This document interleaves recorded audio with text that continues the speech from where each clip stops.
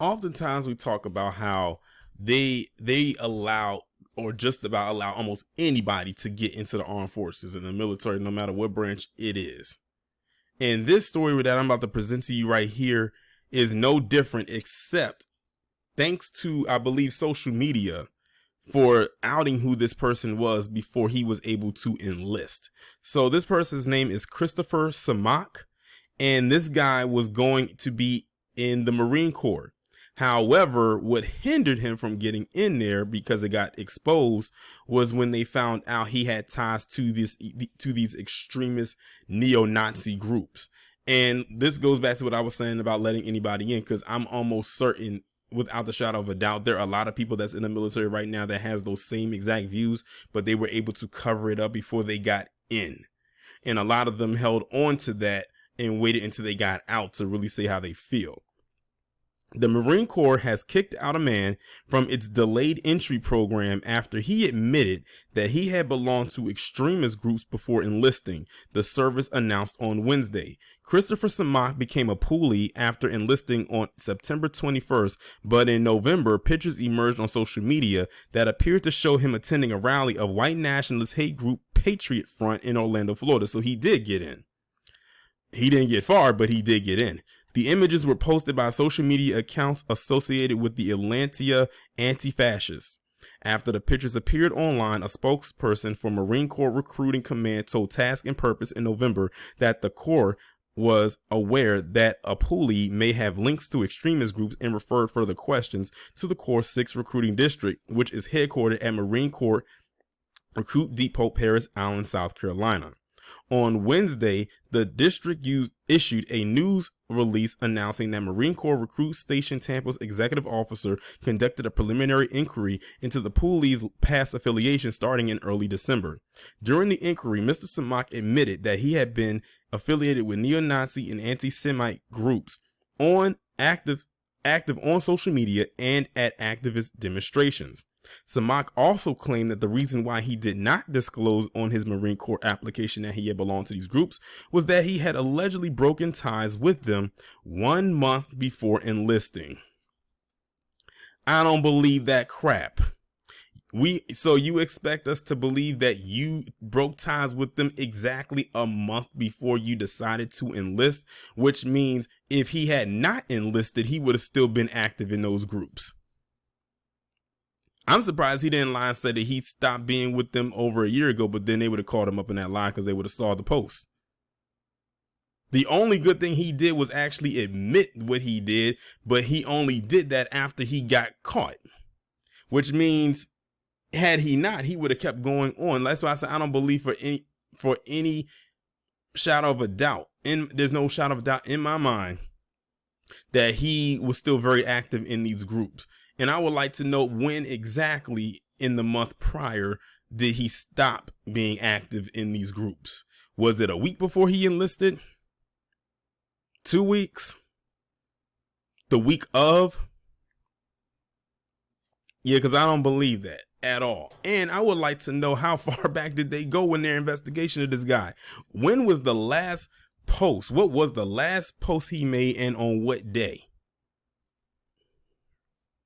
The Marine Corps takes allegations of racism, fascism, and other forms of discrimination seriously, and in the case of Mr. Samak, Recruiting Station Tampa found it was the best interest of national security to not let Mr. Samak remain within the DEP or the delayed entry program, the news release says. For years, experts and advocates have sounded alarm bells over the rise of extremism in the U.S. military for years. Indeed, a recent FBI intelligence assignment released in March 2021 stated that far-right extremists remain very likely to seek affiliation with military and law enforcement entities in furtherance of their quote-unquote ideologies. Well, no kidding. This is something that black people have been saying and screaming from the rooftops for years. Remember one of the cops that Micah Johnson unalived? When it got exposed he had ties to these extremist groups?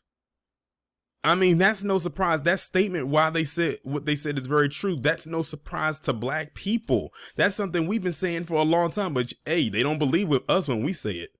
We know that it's a lot of these extremist individuals who are cops, who are in the military, all branches of it, in the government, all branches of it, in these political parties and affiliations on both sides of it. Third, if you throw in an independent party. These judges, lawyers, they're spread out everywhere. Again, they don't have to wear a Klan's robe anymore. They blend in with society. That's their cover. So that statement, again, while true, we knew that already. But the scary part about it is a lot of them get in there so they can learn how to use these weapons that they see that they don't know how to. And then what they'll do is they'll get out of the military and then go and use it on other targets. And we know who those targets are. In December 2021, the Defense Department belatedly updated its definition of what activities are considered participating in extremist activities, closing a loophole that had previously allowed troops to belong to such groups as long as they were not active participants. But despite announcing new steps to weed out far-right extremists from its active duty force in the aftermath of the January 6th attack on the Capitol, the Pentagon is still struggling to implement a social media vetting process to identify extremists as they attempt to make their way into the ranks, according to the December report from the Center of a New American Security. Why is it so hard? If they really wanted to, they'll find a way.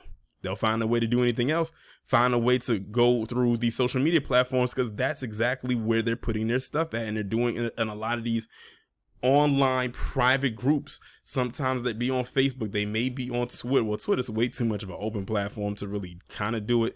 Facebook definitely, because you can use closed groups. Telegram for sure. And all these other places where it's very private. Of course, you know, you have those ones that's online that are, well, the ones that aren't on the dark web right now anyway, because a lot of them got relegated to right there when they got rid of some of them. Then you have these forums like 4chan. They are everywhere. All you got to do is know where to look if you want to look. The challenge comes with the recruiter and unit level commander, CNAS program director Catherine Kuzminski, told military.com. What happens if someone has an anonymous account? How many searches on Google are they supposed to go through? Everyone says a like is not an endorsement, but what if they like a neo-Nazi page? It's interesting that they said that, because remember how Kyrie Irving got crucified for posting a link? Trust and believe, if they can go after Kyrie Irving in that sense like that, they can go after anyone. If they really wanted to, of course. Good thing this guy didn't get as far as he did, but the thing is, he was in there for 2 months. Now, can someone who's been in the military inform me on what the delayed entry program entails? Because I'm not entirely sure what that is. Maybe you can inform me, but still, this man was enlisted for 2 months. So imagine what he learned in just those 2 months. Granted, he's not going to finish. He's not going to complete. They're never going to let him back in. But imagine what kind of knowledge he gained while he was in there that he could possibly carry out, no pun intended, in regular society. And they need to keep an eye on him, which leads me to my next question. Where is he at now? Since we know he's no longer in the Marine Corps, where is he at now? Like, where is his location? Because that means he's out free roaming, whatever. He's not behind bars. I mean, he got exposed to being a part of these groups, but he's not locked up. I would not be surprised if his face pops up somewhere later on and we're going to circle our wagon right back to this and be like, see, we asked, where was he at? Why isn't he not in a cell with 4 walls? That's the question we should be asking.